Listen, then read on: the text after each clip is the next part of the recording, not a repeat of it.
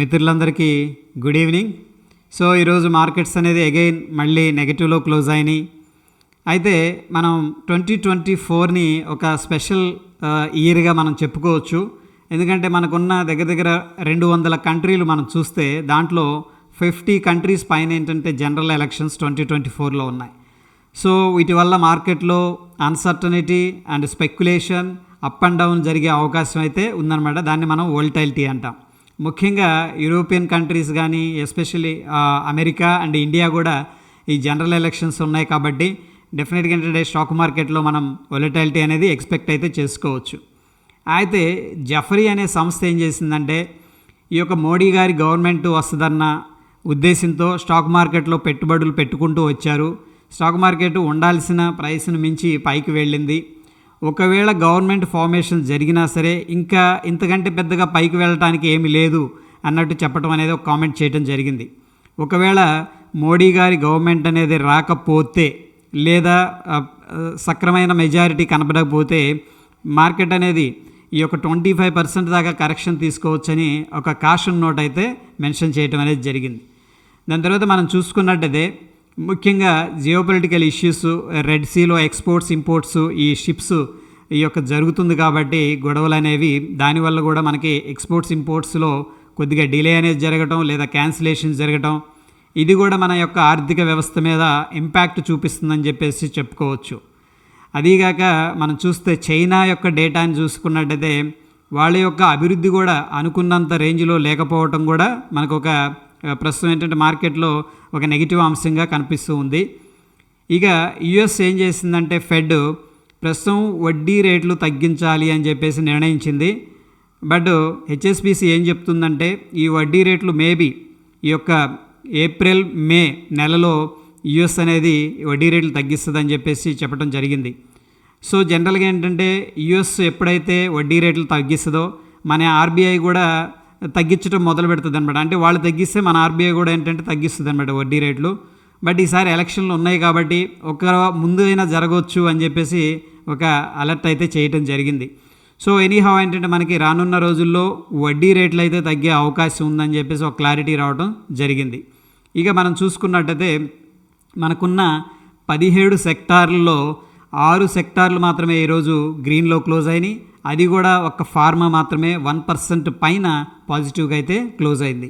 ఇక highest loser sector మనం చూసుకున్నట్టయితే ఈ యొక్క కన్జంప్షన్ సెక్టార్లో దగ్గర దగ్గర 1.71% నెగిటివ్గా అయితే మనం క్లోజింగ్ అనేది చూసాము. మనకి ఫిబ్రవరిలో బడ్జెట్ ఉంటుంది. డెఫినెట్గా ఎలక్షన్స్ ఉన్నాయి కాబట్టి బడ్జెట్ ఒక మధ్యతరగతి వాళ్ళకి అనుకూలంగా ఉండే అంశాలు కూడా ఉంటాయని చెప్పేసి ఒక ఎక్స్పెక్టేషన్ అయితే జరుగుతూ ఉంది. సో డెఫినెట్గా అంటే కొన్ని సెక్టార్స్ స్ట్రాంగ్గా ఉండొచ్చు, కొన్ని సెక్టార్స్ వీక్గా ఉండొచ్చు. ఇదంతా కూడా బడ్జెట్ మీద డిపెండ్ అయి ఉంటుంది అనమాట. ఇక ముఖ్యంగా మనం చూసుకున్నట్టయితే ఈరోజు నిఫ్టీ 50లో హెచ్డిఎఫ్సి బ్యాంకు 102 పాయింట్లను డ్రాగ్ చేసింది. ఏది నిఫ్టీలో ఎల్టీఐఎం, ఏషియన్ పెయింట్, ఎన్టీపీసీ కొద్దిగా మార్కెట్ని ఎస్పెషల్లీ నిఫ్టీని డ్రాగ్ చేయడానికి కంట్రిబ్యూట్ చేసినాయి. ఇక మార్కెట్ని లిఫ్ట్ చేయడానికి కానీ న్యూట్రల్గా ఉంచడానికి కానీ ప్రయత్నించే కంపెనీల్లో Reliance, Axis bank, Sun Pharma, ICICI bank, L N T and TCS అనేది కనిపిస్తుంది. ఓవరాల్గా బ్రాడర్ పిక్చర్ అనేది మనం తీసుకున్నట్టయితే ఐటీ సెక్టార్ కొద్దిగా మనకి మార్కెట్ని పడకుండా కాపాడుతూ ఉంది. ఒకవేళ మార్కెట్లో ఐటీ సెక్టార్ కూడా కరెక్షన్ జరిగితే ఏంటంటే మనకి వీక్నెస్ అనేది ఇంకా ఎక్కువయ్యే అవకాశం కనిపిస్తూ ఉంది. ఇక మనకి హయ్యెస్ట్గా డెలివరీకి తీసుకున్న స్టాక్ అనేది చూసుకున్నట్టయితే ఆవాస్, సైంట్, డీమార్ట్, హిందుస్థాన్ యూనిలివర్, పాలసీ బజార్, పతాంజలి. వీటిల్లో ఏంటంటే ట్రేడింగు అంత ఎక్కువగా ఏం జరగలేదు ఈరోజు. ఎందుకంటే మార్కెట్ నెగిటివ్గానే ఉంది కాబట్టి అంత ఎక్కువగా ట్రేడింగ్ జరగలేదు. బట్ జరిగిన వాటిల్లో ఎక్కువ పర్సంటేజ్ ఈ యొక్క స్టాక్స్ నుంచి డెలివరీ అనేది తీసుకున్నట్టు మనకి ఒక క్లారిటీ కనిపిస్తూ ఉంది.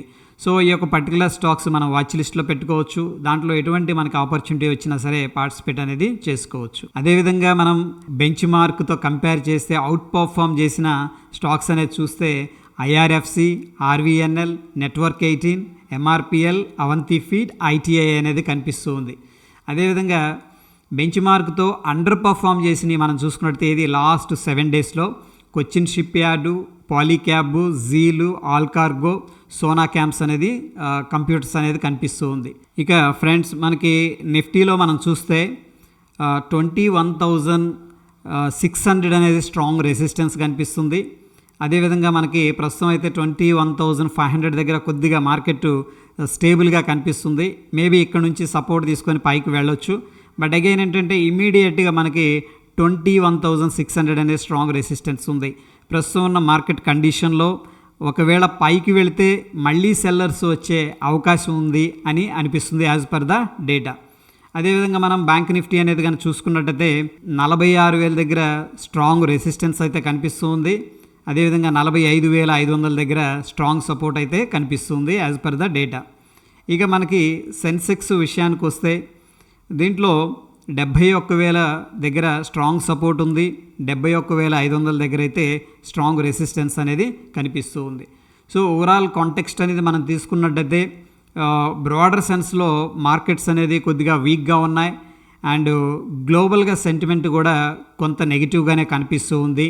ఒకవేళ మార్కెట్ రైజ్ అయినా స్టేబుల్ అవ్వటం అనేది మనం చెక్ చేసుకోవాల్సి ఉంటుంది. చాలామంది రైజ్ అయితే కూడా మళ్ళీ సెల్లింగ్ ఆపర్చునిటీ చూసే అవకాశం కనిపిస్తుంది. So that is all about ఈరోజు వీడియో ఫ్రెండ్స్. మరొక ఎపిసోడ్లో మళ్ళీ కలుసుకుందాం. Stay tune. ధన్యవాదాలు.